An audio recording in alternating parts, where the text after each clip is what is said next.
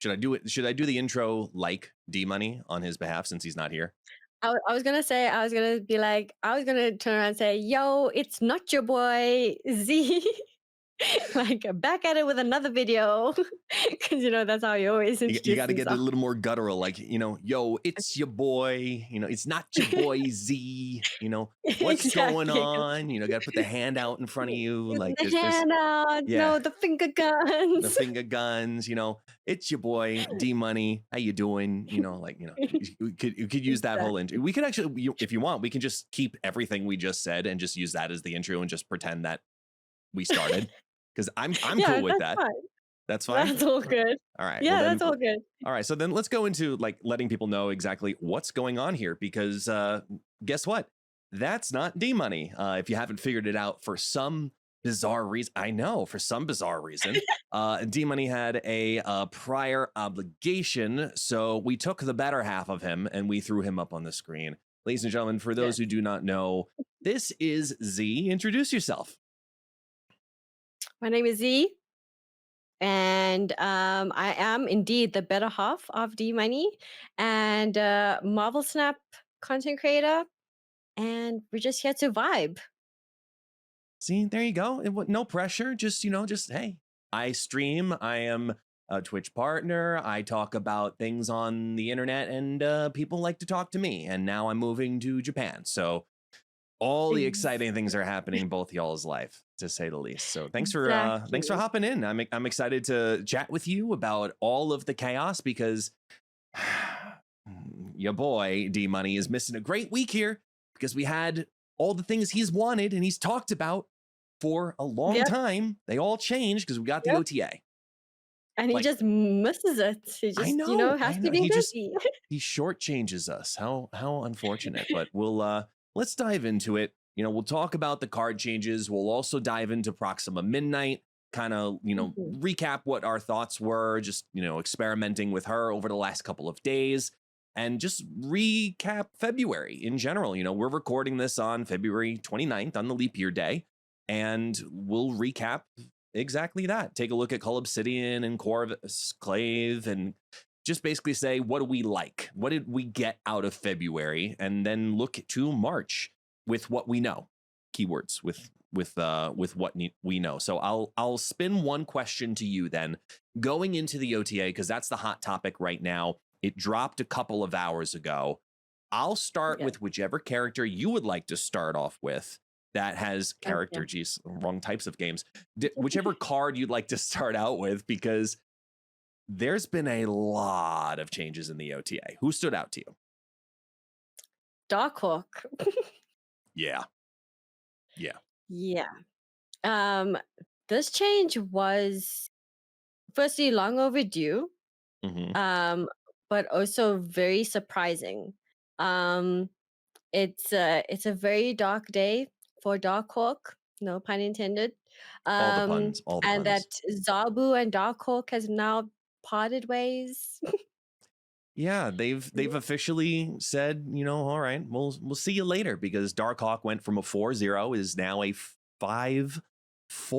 And I just don't know if this is really what needed to be changed, because we see the Darkhawk decks, we see the Darkhawk combinations and a variety, the package of Darkhawk into a Mhm. variety of other decks, whether you're just using Korg or Rockslide or Black Widow or some combination of two of them. It was always, does it fit into Zabu in some way? And that was kind of Mhm. more the caveat. And looking at what the devs have talked about of how strong this card is, I wonder if this change is not made for, because this is the Beyond Infinite podcast. I wonder if this is Mhm. made for the rest of the community who is not infinite, more so the larger player base who is not infinite, where you are playing up against a lot more bots, you are playing up against a different, competitive aspect of it. And 5-4, you're looking at comparing it similar to Devil Dinosaur and Ronin, and now this is that competition line where even if nothing changes on it, he's still a 5-10 in a standard 6-turn game. No extra rocks even Right. necessary. That's Mhm. really, really strong. I just don't I don't know. Do you think this is going to change the what we'll call the core of the Darkhawk deck or Darkhawk package in this case, or are we just going to have to adjust around this since we can't get the Yeah. Zabu cheat? I absolutely don't think that it changes how strong he is. I Hmm. think that we're just going to work around it. You're going to see more of, yes, Darkhawk will come down on turn 5, but then we're going to start seeing, I think, a bit more Mystique coming into it for your turn 6 Yeah. plays. So now you can play Mystique with Rock Slide on turn 6 as opposed to dropping your Darkhawk and whatever you were dropping with on turn 6. So I think that the package itself is still very strong and it's still like you can still maintain it. I think even if you're still gonna run Zabu, you can play with Iron Lad, you can play it with the Right. Shang-Chi, you Hmm. know? So for me, yes, this change was needed to Darkhawk because it's been a long time coming, but I don't think it's a significant change enough for it to be less powerful, per se, and to change the package completely. I know it's gonna it for the couple of variations, for example, like negative, right? You no longer can pull negative Darkhawk out using Jane Foster. So that's a small Mhm. little loss, not a huge loss to that deck in particular for the ones that did Yes. run Darkhawk, but even just thinking about how I want to play him out, you kind of hit the nail on the head of obviously you're trying to play it on 5 into something cheap times 2, so a 3 and a Mhm. 3 of some kind, and whether you're building that Darkhawk package. So if you're dedicating fully true turn 5 and turn 6 to Darkhawk, Mystique, Rock Slide, for example, Mhm. that's your all-in win condition on 2 lanes only on turns 5 and 6, and it's a little bit clunkier versus obviously trying to cheat it out on turn 3, and then, well, maybe it could get Shang-Chi'd, maybe not, maybe it could get rogued, maybe it not, because I do see this as a little bit of a buff in that aspect where there's less counterplay to it because Mhm. there's less time of Less it being on the turns. board, right? So Yes. I worry that this change will just be an adjustment. It'll be a lateral move more than it will Mhm. be an actual nerf, because we will just readjust to new Darkhawk the same way that we kind of look at, like I said, Devil Dinosaur and Ronin, where they Yes. are a primary win condition. And with a Rock Slide, this standard straight up version of Darkhawk is still now going up to 514, which is stupid crazy high. So It much so you is. can justify him in Magic decks and still have it be a 512. Like it is a very, very Yeah. strong card, just a different card, you know? Yeah, it's just a different card. I mean, we've seen it happen with Devil Dino. I'm Mhm. pretty sure when Devil Dino was released in early access, Devil Dino was what, like a 3 cost or something, or 3-0. a 3-0, right? Yeah. That was crazy. If that was fully released when the game like came out, Mhm. it would be running rampant. But then you saw that people adjusted to him being a 5 cost and didn't make it any less powerful. No, Devil Dino is still a very solid, very reliable like deck to run. So I feel like it's going to be the same case for Darkwalk. It's just us just adjusting to it now coming down on a turn 5 as opposed to it being cheated out earlier, like we said. Mhm. Um, so yeah, I definitely feel like this is still gonna work. I personally am a person that ran Leech Darkhawk. So for One of me, them. this still I was one of them.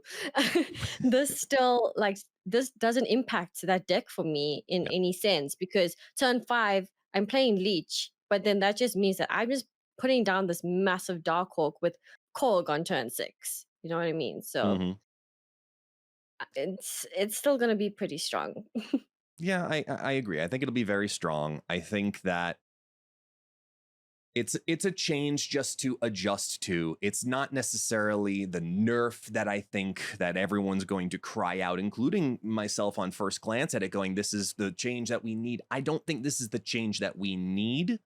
And I Mhm. heard someone call it, you know, Darkhawk is basically now revisiting similarly to what we saw with like the Shuri nerfs, right? Instead of nerfing Mhm. Shuri directly, they nerfed everything around the Shuri deck first before deciding, you Yeah. know what, we have to hit Shuri finally. We got to lose some power. We got to do something here.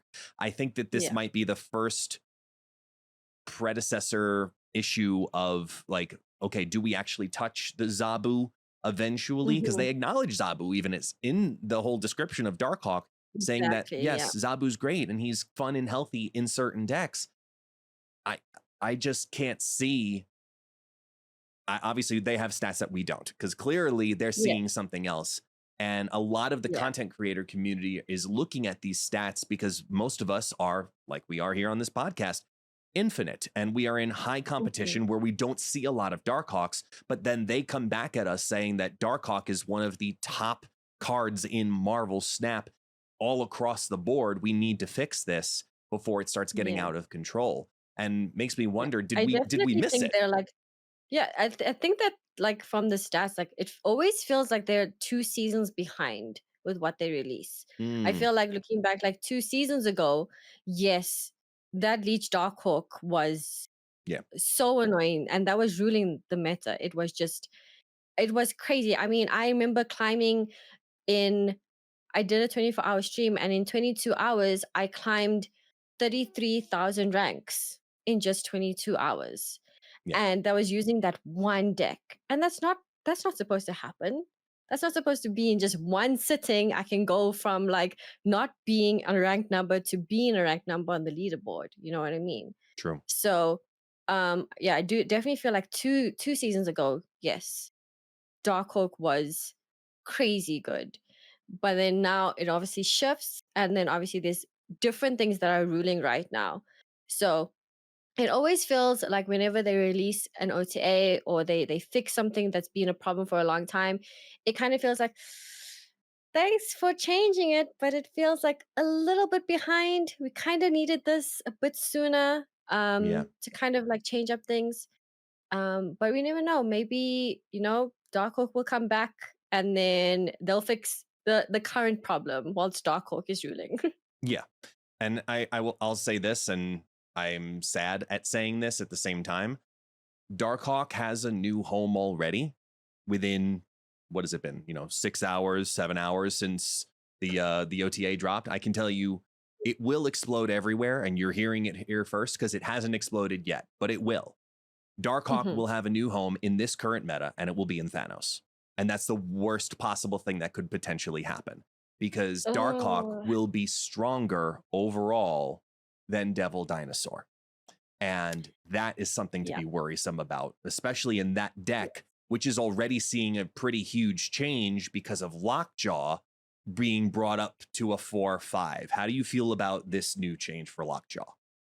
I honestly I love the change for it. I think it doesn't completely make him null and void and you don't want to run him anymore.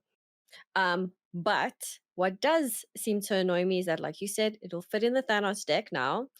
And it's another card for Zabu.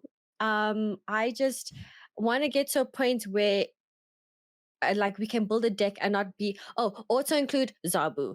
We want to build a new deck, spice it up. Oh, but we need to run Zabu. Like I want to move past this whole you're gonna try and build something new, you're gonna have to just slot Zabu in some way.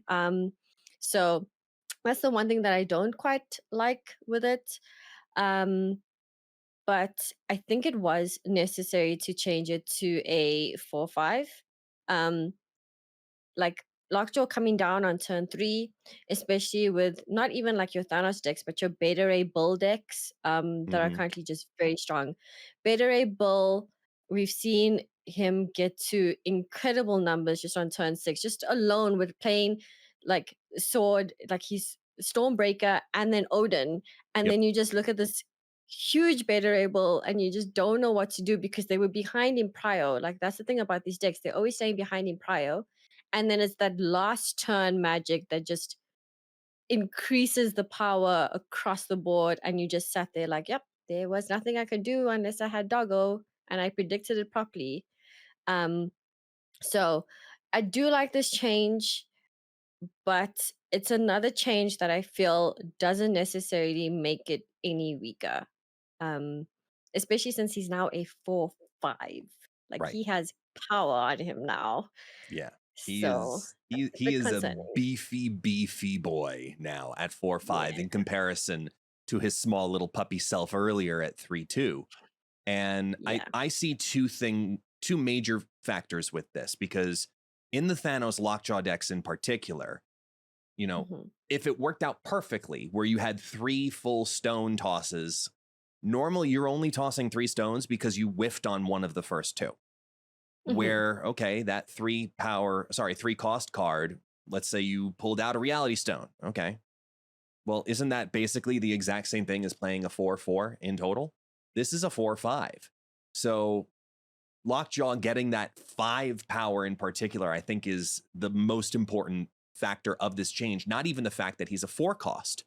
Because the Hmm. other thing that I think that it also does is it allows Second Dinner and us content creators and the community to play with this new version of Thanos for the last 5 days of the season and prove that Black Swan now actually has a purpose in Thanos decks because Thanos Lockjaw desperately wants to have a free stone on turn 4 because you have the perfect lineup now of getting Black Swan on 3 into a free stone plus into Lockjaw on turn 4. So you're not losing that third potential throw in because you could still only do one per turn.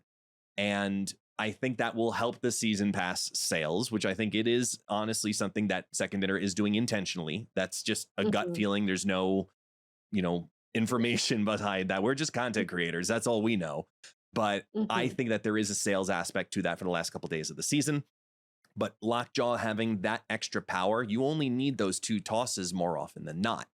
And this will, and I'm hearing mixed results on this. I want to hear your take on it too, because I'm of the mindset that Lockjaw will still be fine in Thanos, but will be worse in discard. And I'm hearing other people say quite exactly the opposite. They see that discard will be surviving absolutely fine because all you need is 1 sheet versus Thanos, which relied specifically on turn 3 for 3 tosses consistently. Which Hmm. train are you on? I think that this change makes Thanos worse. The Thanos Lockjaw worse. Mhm, Just because like discard is just running rampant right now.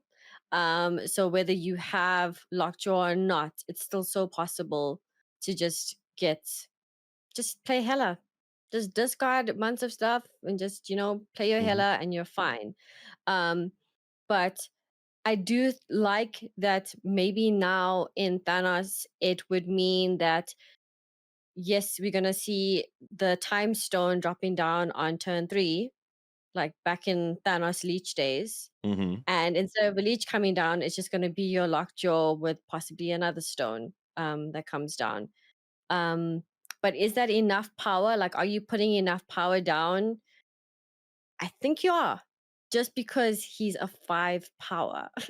Yeah, So looking at like by the time turn like 5 comes around, turn 4 comes around, if your stone shuffles in something great, you've got a lot of power on your board. And I think that yes, it is good for Thanos and it is going to make him powerful, but I just feel like with discard decks, he's not necessary at this point. Like Lockjaw right. is just not a necessity to have because there's just so many ways RNG can just fall in your way with the hella discard decks going around. 100%. And I agree with that because I think that Hela already has a lot of RNG already going into the mix. Mm-hmm. Lockjaw's addition of RNG in most aspects, in my opinion, makes that deck too random. Where versus something like a Jubilee or a Corvus, or you understand, okay, it's definitely hitting this or only hitting this. Mm-hmm. Versus tossing into that on top of it. If you're tossing a Corvus, for example, into Lockjaw, that's a lot of unpredictability versus just play it down on the field. So I like that discard is going to probably move away from Lockjaw builds more so Mm-hmm. because there's no need for it. You don't need that potential extra cheat on turn 4 now.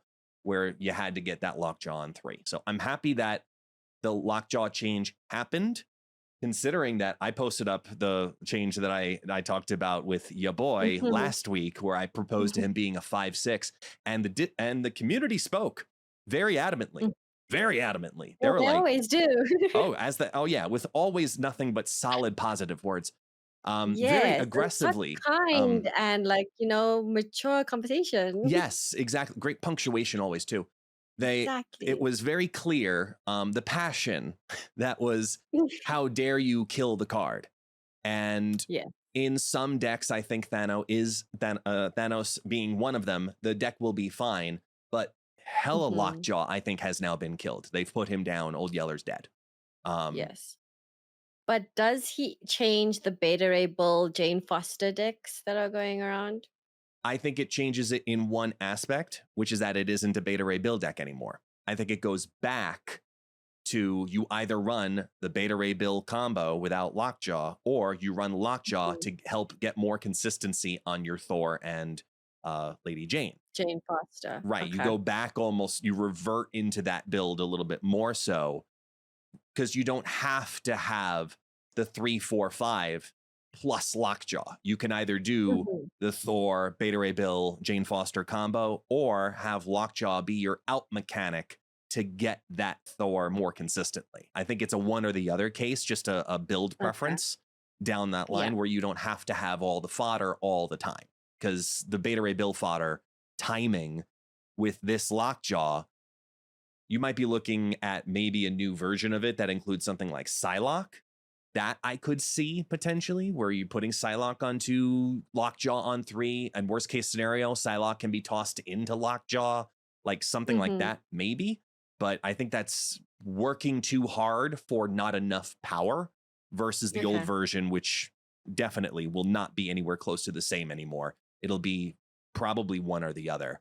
Um, but going down the path of confusion simultaneously with that, let's move over to what the hell they decided to do to Adam Warlock, because that's one I'm still trying to wrap my head around. And even I filmed a video for the OTA release on initial reactions, and I, even 24 hours later of sitting here with information, learning about this, I have only figured out one potential use case that actually makes sense for Adam Warlock, and that is Mhm. it. It is exclusively a Cerebro 4 card. That is literally it. Because Cerebro 4 has always wanted to be consistent. And I think that That is this true. is the only way that maybe there's some consistency in there. And the fact that that's the stretch that I have to go to justify Adam Warlock going from a 2-0 to a 5-4 Mhm. in today's current meta. Like last week, I happened to run a Cerebro 4 deck just for fun, and it did okay, but I always felt short because I couldn't always get Cerebro. Versus the power that can go over the top with all the extra ongoing effects in your Cerebro 3 decks and your Cerebro 2 decks. And even Cerebro 5 doesn't need Cerebro all the time, but Cerebro 4 absolutely needs Cerebro. So Yeah. maybe there's something there. And I'm incredibly sad about that, because they're trying something new, and I I'm struggling. Yeah. I was struggling too. I saw this Adam Warlock change and I was like, they're cooking. I Right. don't know what they're cooking. Mm-hmm. And I feel like I'm about to smell something burning. Like it just did not make sense to me because it was so wildly different. Like It's like a child YouTuber. incredibly What happens when I put this in the microwave? It cooks it, right? And you can't help but watch the video to see the chaos that happens afterwards. That's how I feel. exactly. It's like you were literally just watching this car just driving at 100 miles towards a tree. Like Hmm. don't do it. You know, very confused as to this change. Also, when I read this, I was like, I don't actually know where I would play this. Um, Right. I used to play Adam Warlock in a C3 deck that Daniel actually like made one time on his stream, and it just he would bast it and then Right. use it to withdraw, you know what I mean? And that made sense to me. I was like, okay, he's not great, but it's kind of nice to get like some sort of consistency to try and get the Cerebro, because I'm just one of those people that Cerebro never shows up in my hand. I will Hmm. have Mystique, and then like just Cerebro just won't pitch up. She will be like, no, you got this without me, just you got this. And I'm like, Hmm. where is my Cerebro? So it was nice to see that Adam Warlock could do that for me in a C3 deck. But for it to go to a 5/4, I was like, I'm gonna play this on a 5/4. What am I hoping to pull on turn 6? Like by some like miracle.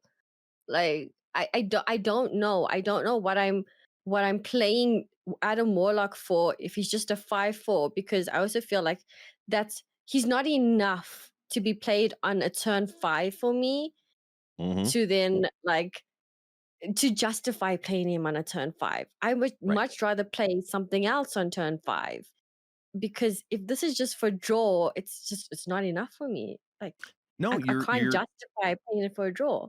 you're right. And draw is should not be a desperation mechanic.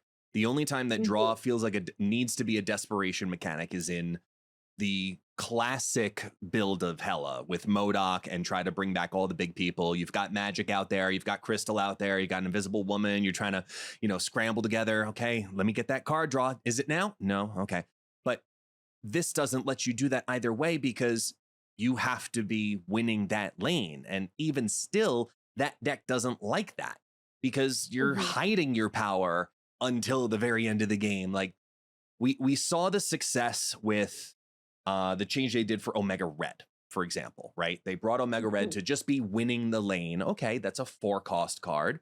Okay, we could Zabu it maybe and get an extra cheat for that side power. Got it. Gets priority mhm. changes. Okay, we can work with that 5 power on there and could be out on turn 3. Exactly. I get it, and I understand how scared they are with it being a 12-card deck, because I agree with that aspect of it. As much as people don't like it, they want to be able to pull all of their cards, but Mhm, that shouldn't be something that Marvel Snap does anyway, unless a deck is going through multiple hoops like those versions of Hela with a turn 7 and an extra card draw, but your opponent also got that draw. Like, that makes sense to me, and I understand and I can respect it. I think that the way that they could accomplish this, though, with this whole 5/4 mechanic, is something with a little bit more oomph to it. If they mhm, wanted to have this be an on reveal, then I think we've got something interesting here. Because my idea is to not have it be a static building that ability that happens there. I think this could be integrated with some kind of on reveal mechanic that, as it reveals, so if you have priority, you have a lead more mhm, so in that situation. Then, so you know, throwing out a random idea, you've got an Iceman down there, you've got a Cull Obsidian down there on the same lane. You throw this down here, you have priority. You flip over, so you have priority, and it's an on reveal. You're winning on the on reveal, that draws you the card.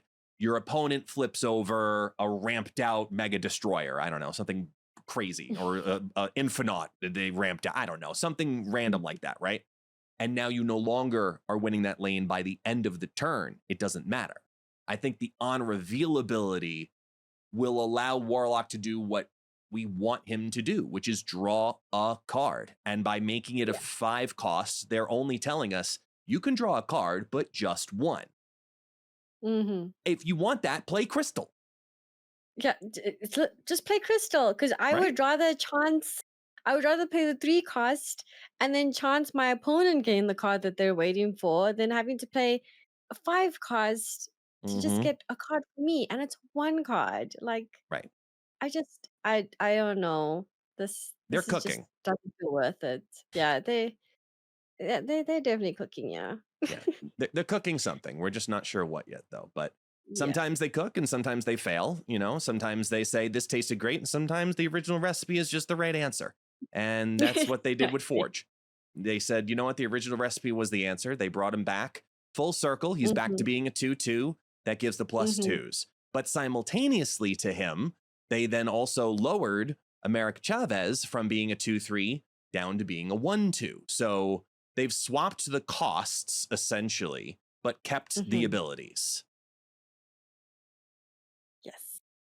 I'm actually very excited about the America Chavez change because I feel really bad that she went from being like what the most played card in the game to Hmm. just being completely slaughterhoused. And maybe as like a 1-2, now she can just fit neatly in a little neat package and then she's still like helping. Hmm. But then again, and she's really cheap because people would compare her to like I think like an IKEA or an Okoye. Yes, they were like more cost wise, but Right. at least they were giving a lot more power to a lot more things. She's just hitting one card. So I feel like if she's a one cost, then people will be like, you know what? I'll use her. We'll run her. We'll put her in like maybe just slots her neatly into like a little zoo deck because we just need that like one extra power or something. Not Right. anything that's just gonna make it like into like shangable range. You're not trying to run it into a deck where you just trying to get all these big numbers out. She's just like a nice like easy slot in, and I do believe this is pool one. Is America Chavez pool Yeah. one? Hmm. Yeah. So for the new players, right? This is an awesome card to play in their zoo decks and stuff like that. If you don't have like the cards that you want, this just adds a little bit more power to it. So I do feel like she's going to be seeing a lot more like playability, but she's not going to be, oh my God, now she's crazy again. I just feel Right. like people will be paying her for more nostalgic purposes right now. For the longtime players, beta players or anyone over even 6 months who, I remember back with the old America Chavez. Oh, she was such a hot commodity. I have so many splits of her. Like Yes. that's basically okay. It's a 1/2, and it's just two extra power. Hmm. I'm probably wrong in saying this, but I think it was Zombies who posted up probably the best encapsulation of what America Chavez's change was, which was the alternate conversation of, Mommy, can we have a Forge? No, we have Forge at home. And it's this version of America Chavez. Yes. And that that's how this feels. It's the okay, you can Hmm. have your +2 power, but you just can't know where it's going. You can guess, Yes. and that's Yes. fine. And laugh at me all you want for this. Again, I see myself sitting in Cerebro decks going, wait a minute, Howard the Duck, America Chavez, Cerebro.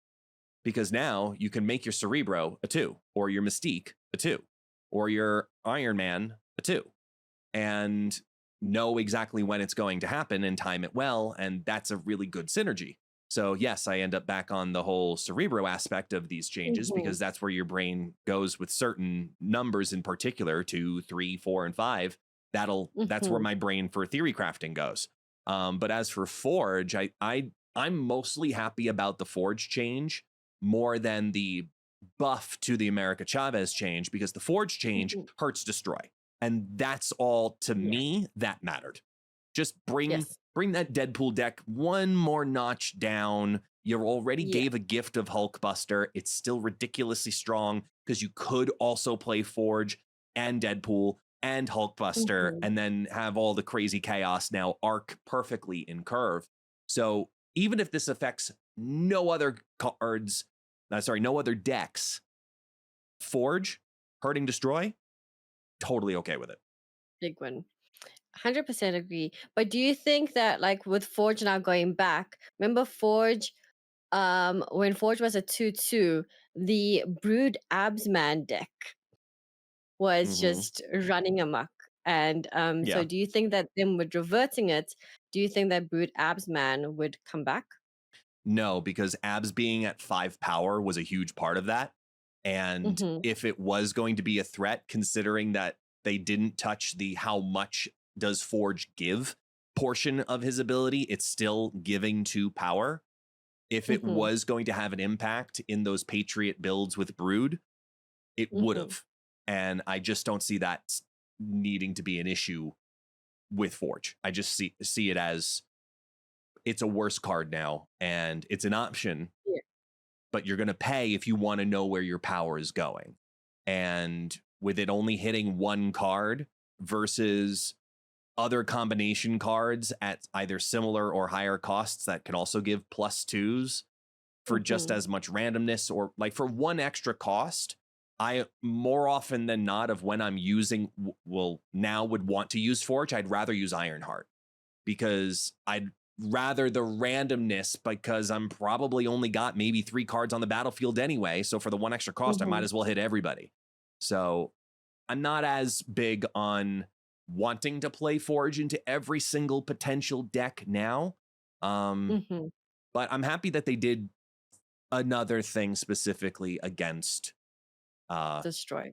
destroy, because Yeah. if you were a zoo player, you hated it because it's just everything would constantly get killmongered everywhere. Your Ant-Man was like one of your biggest cards, and now it can breathe a little more so because you're probably not going to see at least that pairing in destroy, because your zoo decks got a little bit stronger because we saw Ant-Man also now get a little bit of extra power added on to him too. So you got America Chavez you can add into your zoo decks now. You've got Ant-Man getting an extra ongoing power, and I'm pleasantly surprised with this Ant-Man little surprise add-on power sprinkle, if you will, Mhm. because this kills, in my opinion, a couple of cards simultaneously, which could lead to them being buffed even further. Like, there's no reason to play Titania now, in my opinion, on turn 6 on any kind of Cerebro 5 or big deck, or no, you're always putting her in a full lane, almost always, Mhm. because then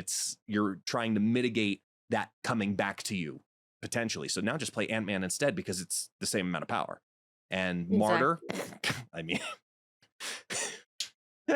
she's Oh, just I bad. go Mata. Why would you ever want to play Martyr now when you've got a 1/5 Yeah. Ant-Man capable regularly? Yeah. Yeah, that was definitely the first thought that I jumped to, is that Mata was never good. Like, Yeah. she was just there existing, Yep. and this just kills her. Like, there's absolutely no reason why you would run Mata over Ant-Man right now. Yeah. Um, so yeah, I do like this change. It doesn't, for me, it doesn't make it seem like Ant-Man is like super powerful and just completely breaks meta now, and ongoing decks are just gonna be just so good. No, I don't think it's to that point, but I do think it's a nice little like adjustment in his power. And Yeah. yeah, I'm excited to use him. What about Swordmaster? Are you excited that he's now a 3/7?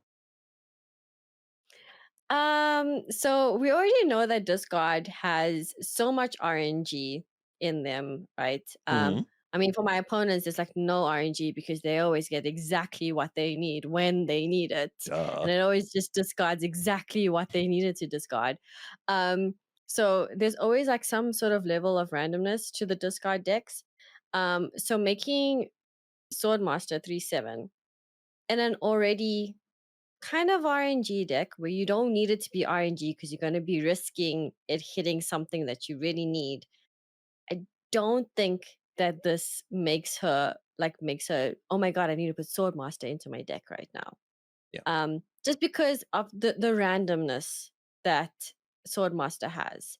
It's the reason why like people would now rather run Corvus over Hellcow, right? Mm-hmm. Because like Corvus just gives you more with the randomness. Halkow doesn't give you anything more with the randomness. It just goes onto a random discard of 2 cards.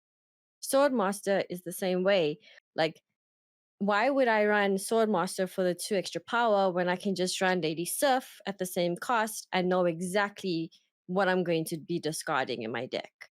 Um, so yeah, it's nice that she got more power, but I don't think that she becomes any more. She'll be played any more than she already is.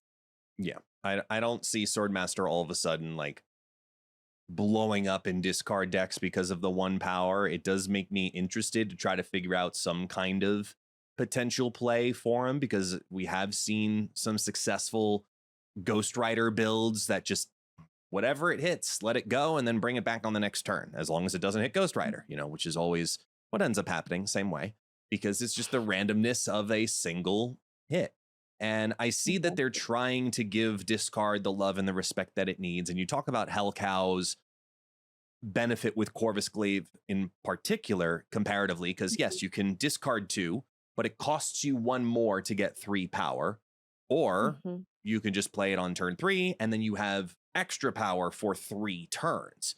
That power difference is what's absolutely huge there, and kind of leads to the Hell Cow Swordmaster conversation, where the randomness, just to have randomness, should Mhm. be cheaper overall. I think that if they took both cards, Swordmaster and Hellcow, and took that, look, we don't need anything else. Just let them be powerful cards.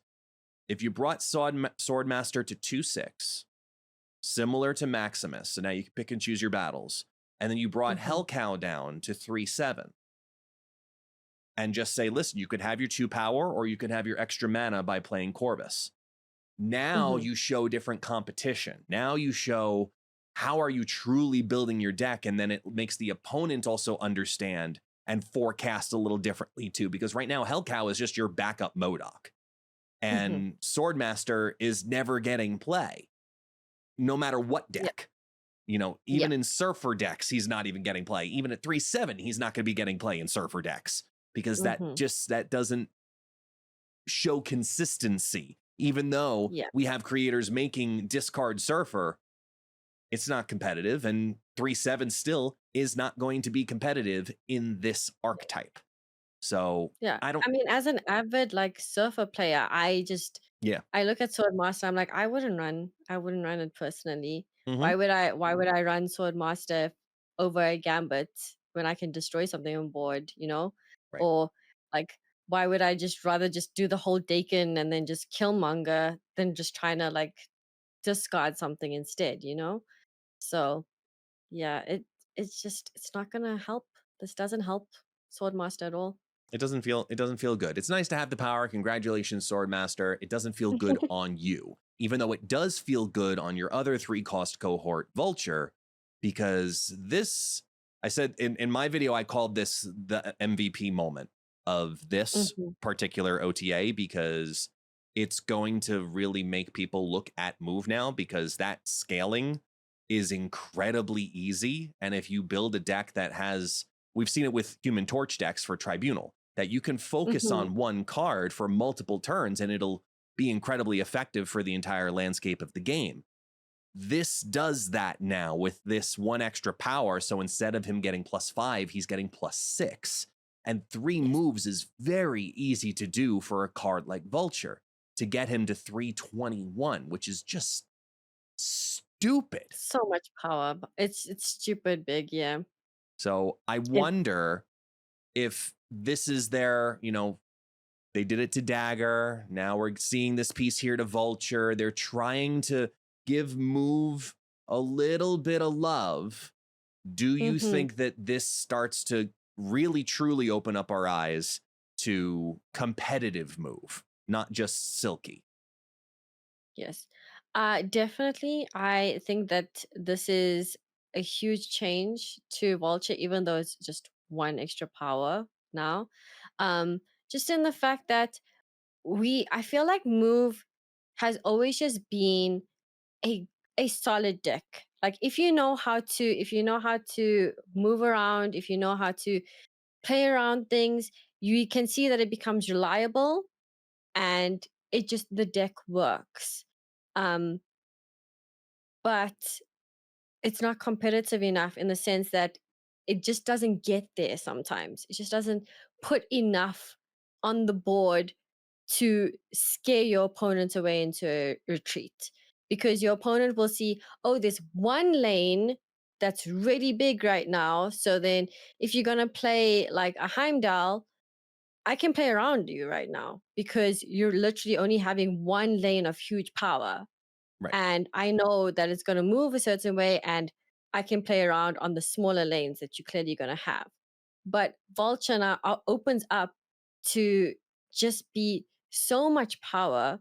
And if you put him in with how we've seen like Human Torch get really big, which it can, I don't think you want to play multiple man with Vulture and move too much. I'm not a big multiple man lover in move because it just clogs for me. Agreed. But plain vulture, and now taskmaster that, and then even if you want to just put living tribunal in, like you're just going to be able to get so much power in a move deck, um until your opponent has Shadow King and Shang-Chi. I mean, that's how it's always going to happen, though. You know, Yes. it makes me want to rethink about move though for that exact mindset. Where Hmm. yes, Shang-Chi is everywhere, but they can't Shang-Chi everywhere simultaneously. So how Yes. do you play around that in these move decks where typically your final move very often is forecasted because you're thinking, oh, you did this, which means you're setting up for this. Your power is going to Yes. end up here. And yes, it's a lot of math to do to sit there going, all right, so the vulture's going to move here and then it's going to do this. So it's going to go 3 to 9 to 15 to this to that. Okay, you can do the math and you can Mhm. pretty often guess it. I think that Yes. this vulture change more so also brings a buff to Cloak in particular, because one of Hmm. the most frustrating things on in the game, in my opinion, like the location I hate the most is New York. It's my home, Me it's where too. I'm from. I love the actual state and city. The Hmm. location can go rot because that Yes. unpredictability of that power movement makes Hmm. turn 6 beyond unpredictable. And I think now with this extra Exactly. power to Vulture, we see Cloak on 5 a lot more. And I think that Hmm. that's where we find a lot of our power in these new move decks that you will see come up. You will see Dagger make appearances. You will see Vulture making appearances. Probably not the Human Torch, let's be honest. That's a very specific niche.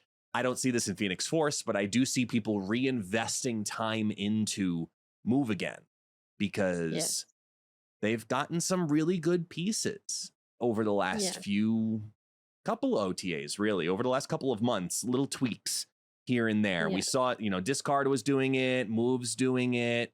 They're slowly nerfing Destroy. They're trying to make certain archetypes more relevant, and especially in the competitive aspect, where we Yeah. had a very relevant discard deck with the old America Chavez. And it was like, this is Mhm. your old faithful, bring it to infinite when you can't get anything else. And the discard kind of fell off once they changed Chavez. And Mhm. then they bring out cards like they did this week with Proxima Midnight, trying to really further push that discard agenda to say that, yes, you can be competitive. You can put some big power by just getting rid of your entire hand. And maybe this replaces that Chavez need. Do you think, like, Mhm. how did you feel about Proxima Midnight this past week? Did you unlock her? Did you play her? Have you played against her? How did you feel, with this release? So I haven't gotten her yet, Okay. just because of how many discard decks I am facing. So just purely because I know that I don't really want to play discard right now. I Hmm. just don't want to play it myself. Right. Um, but I know myself, I probably will get it before she rotates out because I just try and stay collection complete anyway. Hmm. But in saying that, I've played against her a bunch. And it surprisingly, she wasn't as, I'm gonna say, like, annoying to face in discard as she was in the helicarrier deck, because Mm. like you discard with your collector and then you discard the helicarrier, and then now I know that you had like nothing in your hand, and now it's just random from the helicarrier, and I don't know what am I supposed to play around. So I'm just looking at a sort of empty like board, because you don't have too much on the board, but you do have a 4/7. That's a lot, especially if I haven't gone to that lane at all. So I gotta beat this 4/7, and then I have to beat whatever card helicarrier has now filled in your hand. Yeah. So I think that was definitely um something that was surprising to me. I didn't think about her going into the helicarrier deck, but when I did face it, I just ended up, once I saw like Proxima and like helicarrier go, I was like, I have to retreat because I can't predict what's about to happen. Like, Right. it's just an instant retreat for me. You have a hand full of random, like, you know? Right. It's a full on District X feeling moment of, well, Yes. now what? Like, am I taking a chance? Is my game plan feel strong enough no matter what you throw at me? Who has priority? Did you pull this? Did you pull, how big are the cards I have on the battlefield? You're really reassessing your own side of the field more so than your opponent because they could have literally anything. So, all right, how many Yeah. 10 plus power cards do I have? How many one cost cards do I have? How many cards do I have that have an ongoing? How many cards do I have that have added power? How many? You start looking at every possible scenario of this could be reduced to this much, this can be reduced to this much, and that unpredictability becomes really annoying. With Yes. Proxima, after, because I unlocked her, I've been testing a ridiculous amount of different Proxima decks, and Mhm. the overall consensus I have for her is that if you got Corvus Glaive also, you will probably play Proxima. But it's Yes. like squares and rectangles, where if you got Corvus and didn't get Proxima, I don't feel like it's the end of the world for discard because there are so many different little tiny tweaks and versions that you can choose to do. Mhm. Um, Overall, you said it best with the stats. It's just great stats. Just drop down a 4/7. There, I found many times I was just putting her down and playing her as a 4/7, just for really good Mhm. stats at different points. If I didn't get the draws I wanted, or I was waiting for that Modoc anyway, but I got to clear my hand. So, all right, I'll drop a 4/7, steal priority on the lane. She's a good feeling card to have Mhm. in that specific deck. And I tried like even storm combinations, which was the ones I was most excited for, to be able to storm out something. And then it's the biggest surprise swing because it'll beat out a Doombot, it'll beat out a Jeff, it'll beat out a Blue Marvel, ongoing Phil, it'll beat out all of that if it lands in there. What I Mhm. ended up finding is that it was harder to control where she landed a lot more than I wanted that to be. I wanted to know or have more control, I should say, on saying, yes, I'm going to discard you right here, right now, and do this. She would Mhm. be a better card at 6/7 because you'd be able to target her. And that Mhm. untargetability and relying on a Blade maybe, or a Modoc maybe, or a Mhm. Corvus with a hope and a prayer. Mhm. That inconsistency makes her tough to factor in as a reliable, consistent, targetable point of power. And I like having that in discard to a certain degree, because if you want randomness, you're going to play Hela. And then Yes. Proxima doesn't make as much sense because now you're sacrificing what could have been maybe a beefier card Yeah. for her. Because on the Mhm. one end, yes, it guarantees to hit the board if you don't pull your Hela. But then on the other end, well, I could have had a Giganto in there instead, and I sacrificed, or a a She-Hulk, which I sacrificed to have her in there. And I tried those different combinations, and she works in them. But I very often also then found myself kind of wishing for that extra power that I felt I didn't need to rely on Hela for. I just Mm. it was not the worst missing card in the world. It's a good card for discard, and I do think that the best overall shell of discard will have Proxima Knight still in it, but it needs to have every single specific piece. It has to have Mhm. Corvus Glaive, it has to have Modoc, it has to have Blade, it has to have two Rampers with Collector and Morbius. It has to have every single one of those pieces to be a reliable discard deck because the power just continues to ramp in multiple places. She's a good Mhm. card, but not a necessary card that will make you a infinite competitive deck, Okay. which is sad because we had great cards this season. We had some really good cards Yeah. this season. I was not very high on her going into it. I kind Mhm. of had her in my like fourth ranking, but Black Swan felt very underwhelming at 3/5 compared to 2/3, because I don't know if you got to test her at 2/3 for the whole hour and a half or 2 hours or whatever it was that she was released as a 2/3 temporarily when the season reset. because they were delayed on that patch in the beginning of the month. At 3.5, it just felt kind of, she's an option, Yeah. but never a yes, I need to have it option. Like, Yeah, I need to have it. Yeah. she never felt like that. A Cull Obsidian, I mean, he's beef. This is a beefy boy. Yeah, he's It ju- beef. just the fact that you can just on turn 5, you can just play that one cost and then still drop him. Like, it doesn't even, Mhm. the one cost doesn't even have to be on the board before you try and drop him. Like, that in itself is just so painful. Like, Mhm. Yeah, yes, he's so quite this is just quite really a strong card. beefy. Yeah, he's a good beefy boy. We like him. We'll get to him in a second. And then we've talked a bunch about Corvus Glaive already, just because, I mean, I was pleasantly surprised with how often I wanted to play Corvus Glaive and play into RNG intentionally. Mhm, Um, mhm, Taking those risks on him felt a lot better than I expected it to feel. So out of everybody in this Black Swan season, I'll ask you, give me your ranking out of these 5, mhm. worst to best for the month of February. Worst for me was actually Black Swan, our season pass card. Mhm. Um, then I would probably say Proxima. I need to put Call on top. Wait, hold on. I need to put Call on top. So That's an easy one. Yeah. Okay. Call, 100%. Then I think next would be, yeah, your Corvus. And then, wait, who am I missing? Supergiant. Oh, Super Giant.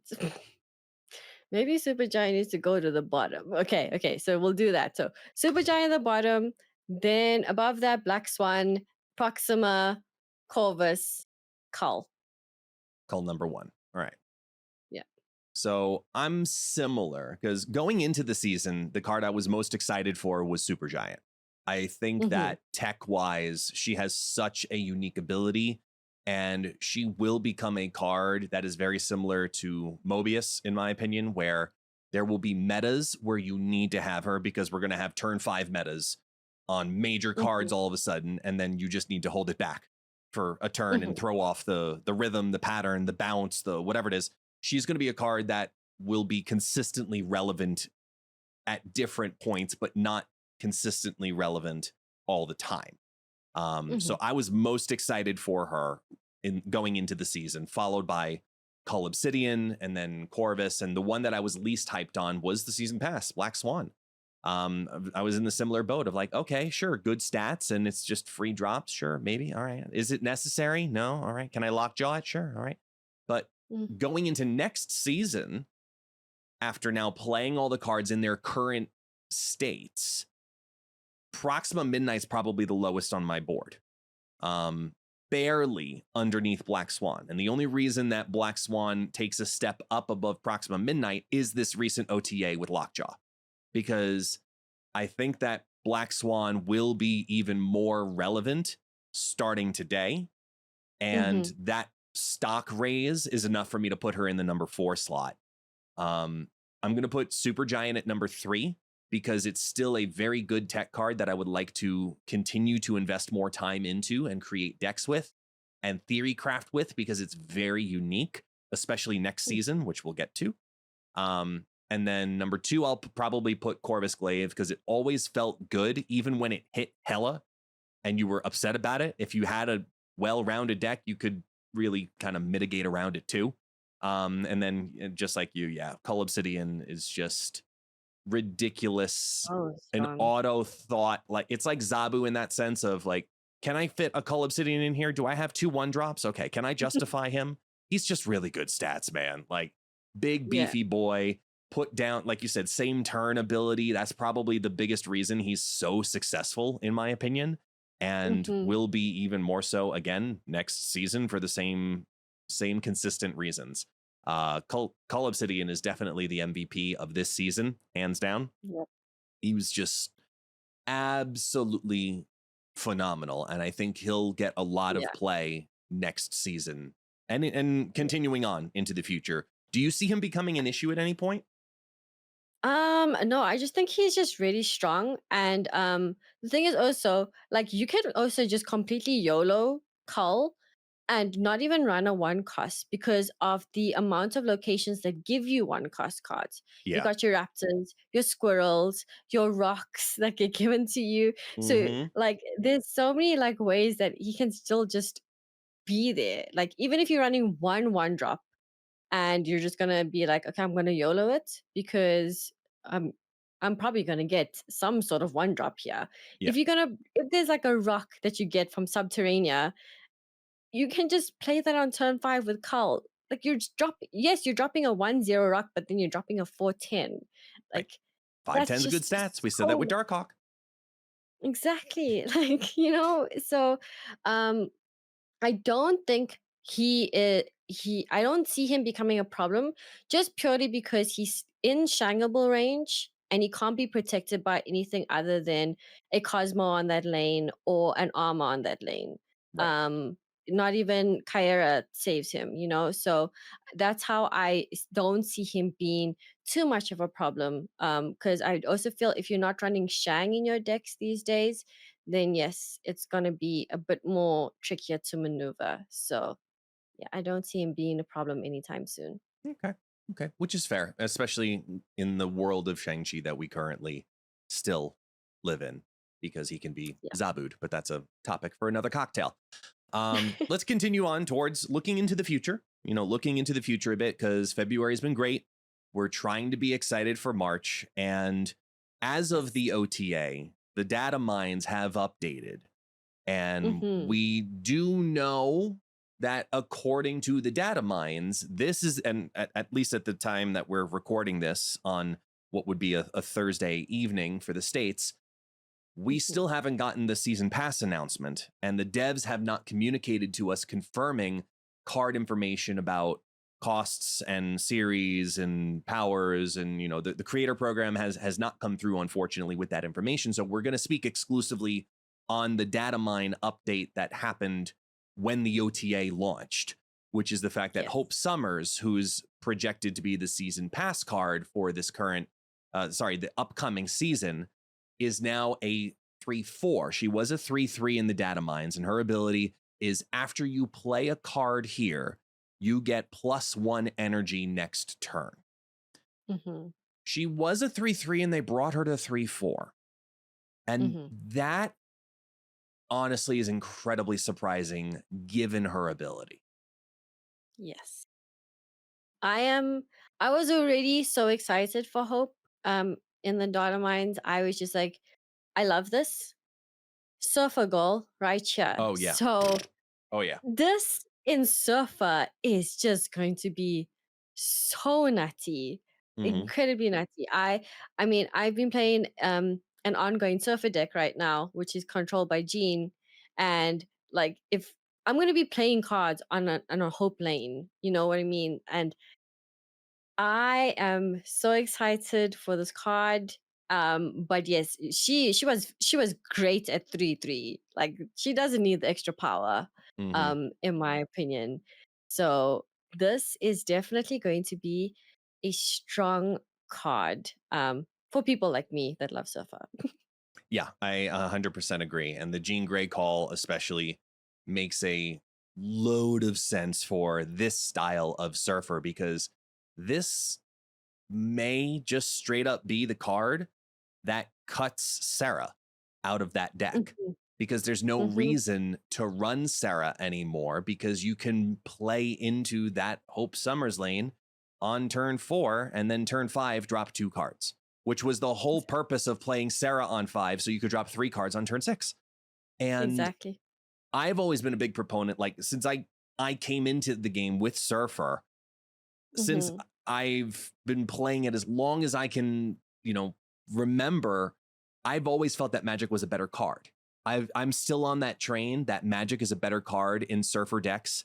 Even when she was a 5 cost card, she was still a better Hmm. card than Sarah was. Yeah. And Hmm. now having a ramp card play into Surfer perfectly with good Hmm. stats on top of it, like this is Exactly. this is going to be a season pass card every person should be getting. And that scares me because this is Mhm. going to be a card that's going to be everywhere, in my opinion. We're going to see this ridiculously all over the place. You're going to Mhm. see Galactus absolutely dominate with this card. You're going to see some crazy combinations that don't require a negative downside because you can ramp on 4 for an easy turns 5 where you can now drop a 6-cost card or Yep. 6 mana worth, I should say, on turn 5, which is just wild that Mhm. with that ability alone, they felt that they could give her more power. And Exactly. I spent the whole day this whole morning, theory crafting around Hope Summers. And the ideas Mhm. just kept coming to me. And the Yes. fact that that happened is why I'm legitimately worried about this card. It does seem like it's already on the path of being yet again, which we haven't had in a while, let's be honest here, but yet again, a season pass card that releases too strong. Yes. I think the last one we had was Miss Marvel. Yeah. Yeah. Yeah. Ms. Marvel, Um, Loki, those were the last season yeah. pass cards, I believe. And they'll let us know in the comments if we got that wrong. That received like this style of like, hey, you're clearly way too broken and strong. Holy Yes. crap. And We're gonna now, play if this you. releases tomorrow morning, we see the video and she's out there as a 3/4 with this ability. Like, that's even at Yeah. 3/3, it'll be great, which is what she was. Even at Mhm. 3/3, even at 3/2, she'd be a She'd still be great good at card. 3 too. She'd Yeah. still be good at 3 too. I mean, because think about it, Electro is sitting at a 3/2, and he prohibits you from playing multiple cards Yeah. in the turn, you Hmm. know? Hope Summers is saying play cards and play more cards, Right. basically. Why would we ever choose to go the Electro route when now we just have Hope Summers existing? You know what I mean? Hmm. So this is an incredibly strong card. And yeah, if you are not a firm believer in getting a season pass card, you're gonna want to get this one. Yeah. And to almost bring it full circle on it, telling you, Cerebro 4, Yeah. man. Cerebro 4. Telling you. Think about it. You're cooking with that Adam Warlock. I know. Adam Warlock now. Think about it. It could happen. You can now play Adam Warlock on. Oh No. no, I was gonna say you're gonna play him on turn 4, but I was like, no, but you have to play something there Right. to It'd have to be like actually. a wasp or something bizarre like that. Yeah. I know. I I mean, you know. could I do thought a about lot. it too. I thought about it too, but I think that there is something there. Hope Summers is bringing a very unique mechanic because it's Hmm. also not ongoing. It's just a static ability. You can't Yes. remove the ability and it goes down on Yes. turn 3. So it's a very forecasted ability. You can't Hmm. undo it. It's good power. I don't think you end up in a very limiting situation here because of Yeah. Hope Summers. I think it's nothing but ridiculous amount of upside, Exactly. unlike her cohort, who's releasing simultaneously into what we believe is going to end up being Series 5, but we haven't gotten that confirmed yet. And that's Pixie. And Pixie gives me a headache. Pixie's a 2/1. On reveal, shuffle the costs of all cards in your deck that started there. Yeah. And I'm gonna be honest with you. I don't understand okay, Pixie at all, but she has a very cute panda in her variant. So she I was does. like, Yes, cute, it's a great but I card. just don't understand her.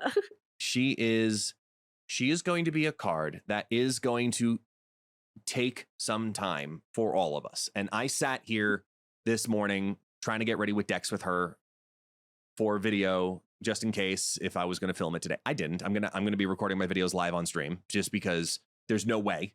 I wanted Yeah, to wait for the season pass video or confirmation or something. or something. Yeah. Yeah, I'm not making the Black Swan mistake again where I shot the whole video on Thursday afternoon, had a podcast with ya boy the night Hmm. that night, released both of them Friday morning, and then Friday afternoon Black Swan comes out as a 2/3. I'm like, mother, it was all of the bad. I'm not taking that chance again. I learned from last season. But sitting Yes. down and getting a head start thinking about Pixie, all of the questions start coming because, okay, Mhm. all the cards are in your deck, right?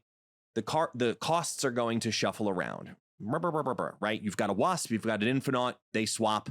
You've now got a 6-1 Wasp, and now you've got a 0-20 Infinite. That's looking at Mhm. complete opposite extremes, but you get the idea.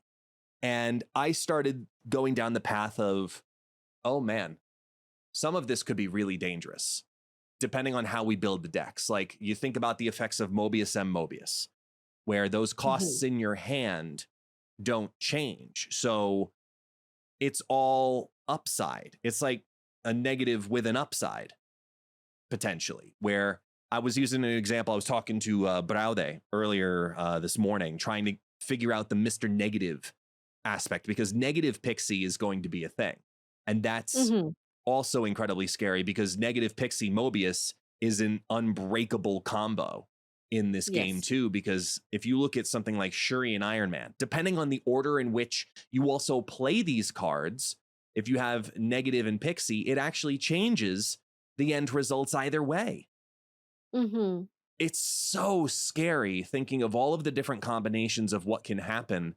And the Pixie play, Pixie decks in general, which I'm glad that she's now a 2-cost because she was a 1-cost originally, which would have been Mhm. just stupid. But at a 2-cost, the benefit, risk reward that you're getting based on whatever's left in your deck, there's a couple of things that need to happen that I'll recommend to the community. Number one, play on PC so that way you can use untapped.gg to see what, and that's not a promo thing, that's legitimate. Like to Yep. see what cards are in your deck at all times to decide Yep. if you're going to play Pixie or not. If you're playing on mobile, doing that, okay, reverse listing in your head of what's in your deck versus just see it right there on the screen, that's much harder. Pixie's going to be a content creator's dream card because all of the content is going to happen. You're going to see wild combinations you've never seen before in Marvel Snap because she's going to manipulate costs to permit card combinations we haven't seen interact before, except with the peak on random YouTube clips. This scares me because we saw what Lockjaw did. And Lockjaw is already an incredibly dangerous card that they had to nerf because it was energy cheat. This is going to also have energy cheat mixed with Baron Mordo. And Mhm. that risk reward will absolutely be worth it for Pixie focused decks. And RNG, like you said, you hated earlier, the Helicarrier. What do they have in their Mhm. hand? Okay, sure. Mhm. I know this is even worse now. I know what you have in your hand, but I don't I know just when don't you're know how dropping much it. they're gonna be. I don't know what you're doing with it though. Exactly. You're dropping null on turn 3. Why? Because you can. Exactly. It's a scary thing thinking about the It is. future with Pixie in it because Yeah. I won't say the creator's name, but I was talking to another creator this morning about Pixie, and I agree they should not release this card Mhm. because as fun as it will be as a content creator, playing against it is going to suck all the time, 100%. Yeah. nonstop. Yeah. Unless you yourself, so just with the 2 cards, just alone with Pixie and Hope, right? Yeah. My brain automatically goes to how to counter out of it. And for me, it's gonna be Jean Grey for Hope Summers, so I can play it on another lane if I Yep. see it. It's going to be Mobius myself, which Mm-hmm. I already ran Mobius just because I am still a Mm-hmm. firm believer in that card. Yep. And or Rogue. Yeah. Rogue is just, you're gonna need it. You are going to need it to just take away their Mobius because yeah, Mm-hmm. if that's how they're gonna safeguard themselves. They're gonna have to run Mobius so that they're safeguarded. So it is, yeah, it's a very scary season coming up. Yeah. And that's just the first 2 cards. We'll save the rest for the future, but like just Pixie and Hope Summers alone the whole landscape on season reset's going to look entirely different. You're going to have your people playing Destroy, sure. You're going to have your people playing She-Not and Thanos. They're always going to be there. But Yes. there's always like the season deck where people are tinkering with the season pass card. And best practice for the community in general, get the season pass, but don't play the season pass for the first week because everyone will be playing the season pass. However, I'm breaking that rule and I nominate that you do that too because this card is that good. It's free energy with targeting. That everyone's going to be doing it. And you're going to have to be able to do it to keep up because otherwise you're doing nothing but defense and failing because you can't even counter the card. You have to clog it. That's it. You have to like throw goblins in hope on the same turn or start throwing rocks everywhere. And that never feels good. Like, there are some worries about next week that I have about how healthy the meta is going to feel with Hope Summers and Pixie simultaneously releasing in it. People are not happy about, oh, the Marvel Snap meta's stale because it was just look, we just had this OTA and those two cards coming out. Y'all, this isn't going to be the same game come Tuesday. Yeah, we were just cruising on the highway and now it just feels like somebody cut our brakes and just went full flat foot on the accelerator. So yeah. We're back to 100 miles an hour into a tree. Yes. It is. It's a great time to be a Marvel Snap player. End quote. Alex Kocha. Listen, as of right now, yes, as of Tuesday, we're all going to be struggling together. But if we can figure out this new meta in a week, whatever it ends up shaping to be, call that a success because there's so much unpredictability with the OTA that has happened. Remember, it is not happening for 2 weeks. So we have this OTA to absorb for the next week and a half, just about a week and a half. And then March 6th, I think is that Tuesday. That's when these, the patch goes live also on top of it. So you have the season pass the week before and then the patch on top. It's just like, we're all just gonna have paper bags on standby to practice our breathing during this time. I am definitely buying those to use those on stream, but I will pass this over to you because it is that portion also as well, because I'm not gonna lie, I love your boy D Bunny. He's great. He's great, but you've been an absolute pleasure to have here. And I'd love to have you back at some point. We'll kick him out, bring you back on in. Z, let people know where they can find you. So they can find me on all social platforms at Z3, that's with 3 E's. And I mainly am just always on Twitch though, and on X is my main social. For the old people, that's Twitter. I almost said Twitter, and then I was gonna be like, but I need to say X now. Yes, you're conforming. All right, it's on. I just call it Schwitter.